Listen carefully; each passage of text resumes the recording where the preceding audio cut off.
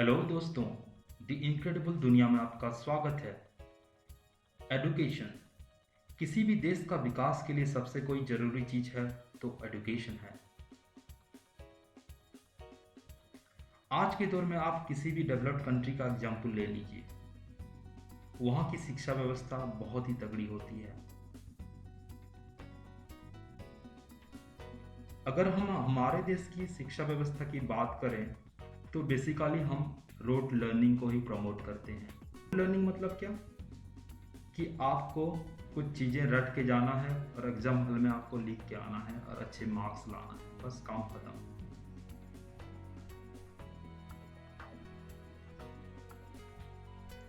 जिससे क्या होता है कि हमारे सोचने समझने की शक्ति घट जाती है। हमारे पास जो नॉलेज होती है उसको कैसे अप्लाई करना है हमें नहीं मालूम पड़ता है उसको। दोस्तों, आज आइए जानते हैं दुनिया के ऐसे 5 सबसे अच्छी शिक्षा व्यवस्था की जो बहुत ही इनोवेटिव और यूनिक है। एजुकेशनल रिफॉर्म जो 45 साल पहले लाई गई थी। तो ऐसा क्या खास है इस एजुकेशन सिस्टम में? बेसिकली बात यह है कि उनको ये नहीं सिखाया जाता है कि आपको मार्क्स कैसे लाना है, बल्कि आपको ये सिखाया जाता है कि आपको सीखना कैसे है।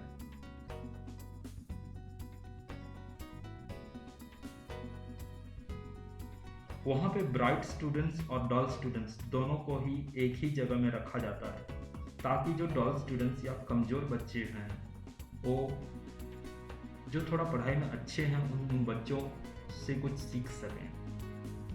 तो यहाँ टीम स्पिरिट की बात की जा रही है दोस्तों। और उनके क्लासेस में 16 से ज़्यादा स्ट्रेंथ नहीं होते हैं।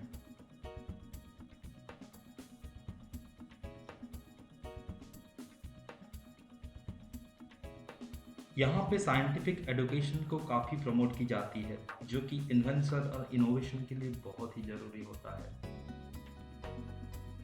दूसरे नंबर पे हम बात करेंगे यूनाइटेड किंगडम की। सोचिए, अगर आपको क्लासरूम में नींद आ जाती है तो क्या होगा? शायद आपको अपने टीचर से डांट पड़ सकती है या आपको कोई पनिशमेंट मिल सकता है।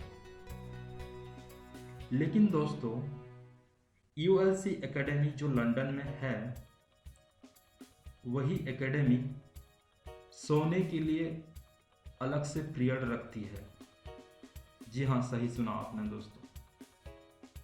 ये यूएलसी एकेडमी जो है, ये बच्चों को सोने के लिए अलग से एक पीरियड रखी जाती है, ताकि इनका ये मानना है कि अगर आपको अच्छी से नींद आती है तो आपकी एकेडमिक परफॉर्मेंस में क्वालिटेटिव और क्वांटिटेटिव इम्प्रूवमेंट होती है।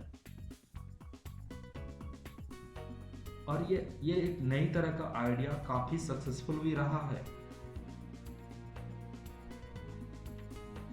कुछ देश जैसे कैंट, जो इंग्लैंड के पास ही अवस्थित है, या कनाडा की मान लीजिए, यहाँ पे कुछ स्कूल्स और उसमें ऑलरेडी इम्प्लीमेंट कर चुके हैं।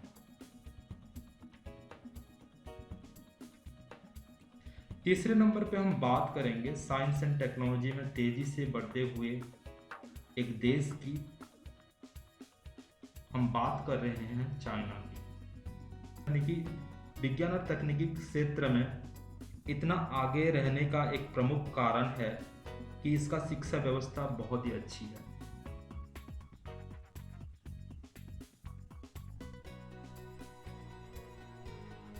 अच्छी शिक्षा व्यवस्था की काफ़ी क्रेडिट जाता है वन चाइल्ड पॉलिसी जो चाइना ने लागू किया था। पूछिए कैसे? अगर एक कपल का एक ही बच्चा होगा तो ऑब्वियसली वो लोग चाहेंगे कि उनका बच्चा अच्छे से शिक्षित हो।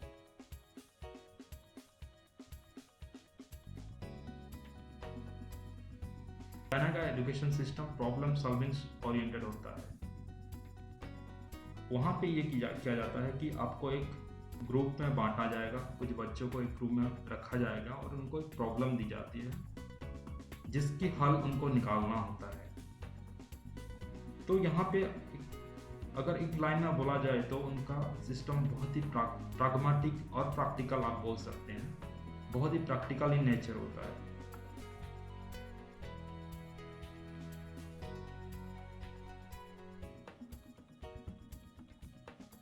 यहाँ पे मैथ्स कंपलसरी होता है, चाहे आप आर्ट्स पढ़ते हो, साइंस पढ़ते हो। तो जिनको ये सब्जेक्ट से नफरत है उनके लिए ये बहुत बड़ा शिद्दत का कारण बन सकता है, मेरे जैसे लोगों के लिए जिनको मैथ्स की बहुत ही दिक्कत होती है।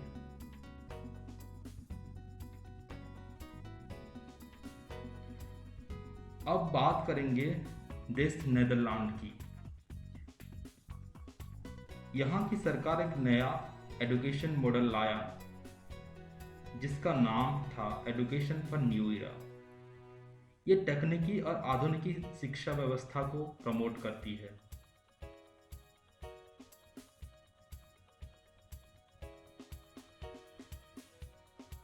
नई एजुकेशन मॉडल में एक कॉन्सेप्ट आया जिसको बोलते हैं आईपैड स्कूल, जिसके तहत पढ़ाई में चॉक और ब्लैक बोर्ड जैसे चीज़ों का इस्तेमाल नहीं, बल्कि आईपैड और डिफरेंट एप्लीकेशन जैसे चीज़ों का इस्तेमाल होगा, जिससे ये होता है कि बच्चे हमेशा टेक्नोलॉजी फ्रेंडली रहते हैं। कुछ स्किल्स होती है जो आप घर में बैठ के आईपैड से नहीं सीख सकते। कुछ उस टाइप का स्किल्स और ट्रेनिंग क्लासरूम में जाकर ही सीखी जाती है, लेकिन जितने सारे थियोरिटिकल पार्ट्स होते हैं वो सारे चीज़ आईपैड से ही ये लोग सीख लेते हैं, ताकि उनका टाइम और स्पेस का कोई भी दिक्कत नहीं रहती है।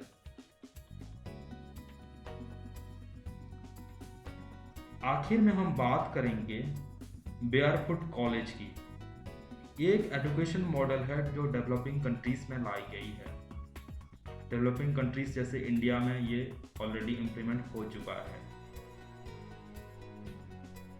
डेवलपिंग कंट्रीज में इसलिए कि कुछ बच्चे होते हैं जिनको रोजी रोटी कमानी होती है, इसलिए उनको स्कूल या कॉलेज छोड़ना होता है।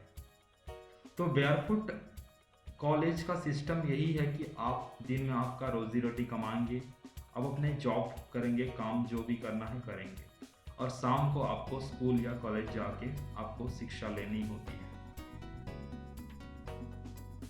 इससे क्या होता है कि जो गांव देहात से जो लोग आते हैं या कुछ जो लोग गरीब होते हैं, उन लोगों का काम के साथ साथ उनका शिक्षा भी हो जाती है।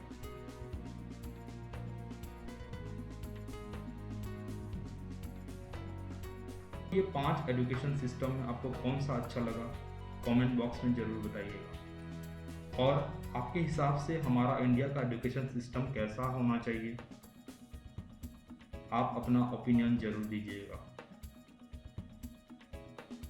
अगर वीडियो अच्छा लगा, आपको इंटरेस्टिंग इंफॉर्मेटिव लगा, तो एक लाइक और एक सब्सक्राइब जरूर कर दीजिएगा। धन्यवाद।